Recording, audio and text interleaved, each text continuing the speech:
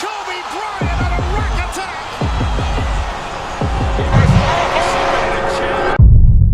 कोबी ब्रायंट एक ऐसा नाम जिसे किसी भी परिचय की जरूरत नहीं है। एक ऐसा नाम जो कि हर एक बास्केटबॉल प्रेमी जानता है। एक ऐसा नाम जिसे सुनते ही बास्केटबॉल कोर्ट में खलबली मच जाती थी। कोबी ब्रायंट ऐसा ही एक नाम था जिनका गेम के लिए ऑब्सेशन किसी से छुपा नहीं था, जो कि आप इस बात से अंदाजा लगा ही सकते हैं कि एक बार कोबी बिना सोए ही अगले दिन गेम खेलने चले गए थे। तो इस लेवल की भूख और डेडिकेशन कोबी के अंदर थी, जिसकी बदौलत ही इन्होंने ऐसे ऐसे रिकॉर्ड्स बनाए जो कि बास्केटबॉल की हिस्ट्री में पहले कभी नहीं बने। कोबी ब्रायंट के इसी ऑब्सेशन के चलते इनके फैंस इन्हें ब्लैक मांबा के नाम से भी बुलाते थे। इतना ही नहीं, बास्केटबॉल की हिस्ट्री में कोबी को one of the greatest players में से भी एक माना जाता है। बास्केटबॉल के भगवान कहे जाने वाले माइकल जॉर्डन के बाद अगर किसी प्लेयर ने इतनी सक्सेस अचीव की थी तो वो कोई और नहीं बल्कि कोबी ब्रायंट थे। तो कोबी ब्रायंट का जन्म यूएसए के एक बड़े शहर फिलाडेल्फिया में हुआ था, जहां पर कोबी के फादर जो ब्रायंट एक बास्केटबॉल प्लेयर थे, जिसकी वजह से उनकी फैमिली में बास्केटबॉल का कल्चर था, जिसके चलते 3 साल की उम्र में ही कोबी के हाथ में उनके डैड ने बास्केटबॉल थमा दिया था। तब से लेकर कोबी बास्केटबॉल खेलने लग गए थे।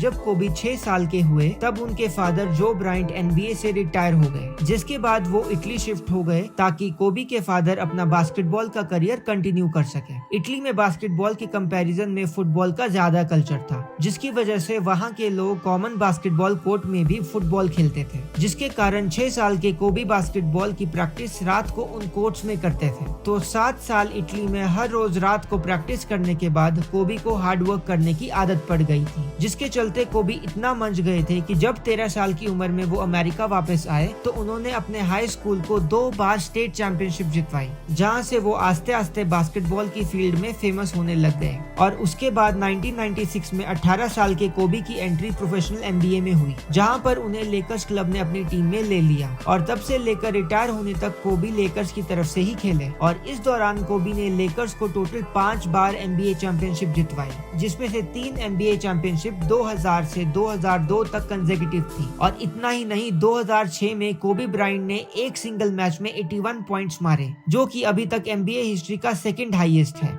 इतना ही नहीं, कोबी ने 18 बार ऑल स्टार टाइटल भी जीता था। और 2008 में कोबी को एनबीए का मोस्ट वैल्यूएबल प्लेयर तक का अवार्ड भी मिला। और इसी के साथ साथ कोबी ब्रायंट एनबीए की हिस्ट्री में सबसे यंगेस्ट प्लेयर भी बने जिन्होंने बास्केटबॉल में 26,000 करियर पॉइंट्स किए हों। तो कोबी ब्रायंट की सक्सेस यहीं जाकर नहीं रुकती। कोबी ब्रायंट ने 2008 और 2012 में यूएस बास्केटबॉल को ओलंपिक्स में रिप्रेजेंट करके गोल्ड मेडल भी जीता था। और इतना ही नहीं, फोर्ब्स के अकॉर्डिंग अपनी एनबीए के करियर में कोबी ब्रायंट ने 325 मिलियन तक कमाए थे। और बास्केटबॉल के अलावा 2018 में कोबी की फिल्म डियर बास्केटबॉल ने academy awards for best animated short film भी जीता, जो कि आज तक कोबी के अलावा किसी भी प्रोफेशनल एथलीट ने नहीं जीता है। तो इस तरह की एक्स्ट्राऑर्डिनरी सक्सेस को अचीव करने के लिए कोबी ने बहुत हार्ड वर्क किया होगा, जो कि एक डिसिप्लिन रूटीन के बिना इम्पॉसिबल है। तो इसीलिए काफी रिसर्च के बाद आज हाई वैल्यू बीइंग आपके लिए लेकर आया है कोबी ब्रायंट का डेली रूटीन। तो चलिए शुरू करते हैं।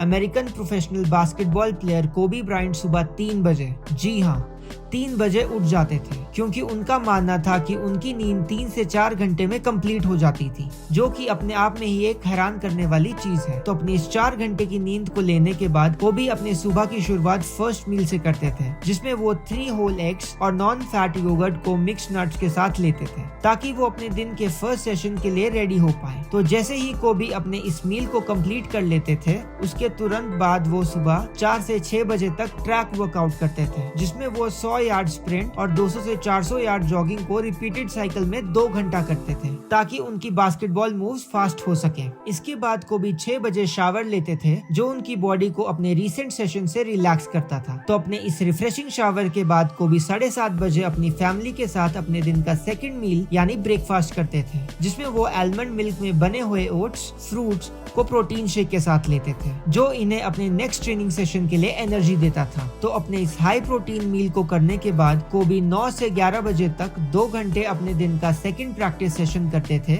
जिसमें वो बास्केटबॉल कोर्ट पर हर रोज 700 से 1000 शॉट्स मारते थे और आधा घंटा ड्रिबलिंग प्रैक्टिस करते थे, ताकि वो बास्केटबॉल के कोर्ट में अपना जादू दिखा सके। तो अपने इस टायरिंग प्रैक्टिस सेशन के बाद कोबी फ्रेश होकर थोड़ी देर रेस्ट लेते थे, ताकि वो अपनी बॉडी को रिलैक्स और हील कर पाए। जिसके बाद कोबी 1 बजे अपने दिन का थर्ड मील यानी लंच करते थे, जिसमें वो steamed broccoli, baked red potatoes को लीन स्टीक के साथ लेते थे, जो उन्हें बैलेंस्ड वे में सभी मैक्रोन्यूट्रिएंट्स देता था। तो अपनी इस वेल बैलेंस्ड मील के बाद कोबी अपनी फैमिली के साथ थोड़ी देर रेस्ट करके ठीक 2 बजे अपने नेक्स्ट ट्रेनिंग सेशन के लिए निकल जाते थे, जहां पर वो 2 से 4 बजे के बीच में 2 घंटा अपना नेक्स्ट ट्रेनिंग सेशन करते थे, जिसमें वो बास्केटबॉल डॉजिंग और अपने अदर बास्केटबॉल स्किल्स की कंडीशनिंग करते थे, ताकि वो बास्केटबॉल कोर्ट पर अच्छे से परफॉर्म कर पाए। तो जैसे ही कोबी अपने इस 2 घंटे के बास्केटबॉल सेशन को कंप्लीट कर लेते थे, उसके तुरंत बाद वो एक और शावर लेकर अपने दिन का 4th मील लेते थे, जिसमें वो नॉन फैट योगर्ट और मिक्स्ड नट्स को प्रोटीन शेक के साथ लेते थे, ताकि वो अपनी बॉडी को हार्ड हिटिंग ट्रेनिंग सेशन से रिकवर कर पाए। तो अपने इस 4th मील के बाद कोबी थोड़ी देर नैप लेते थे, ताकि वो अपने नेक्स्ट सेशन के लिए एनर्जी गैदर कर पाए। तो अपनी रिफ्रेशिंग नैप के बाद कोबी 7 से 9 बजे के बीच में 2 घंटा अपने दिन का लास्ट ट्रेनिंग सेशन करते थे, जिसमें वो 1 घंटा कार्डियो और 1 घंटा वेट लिफ्टिंग करते थे। तो उस 1 घंटा कार्डियो में कोबी मंडे टू सैटरडे स्विमिंग,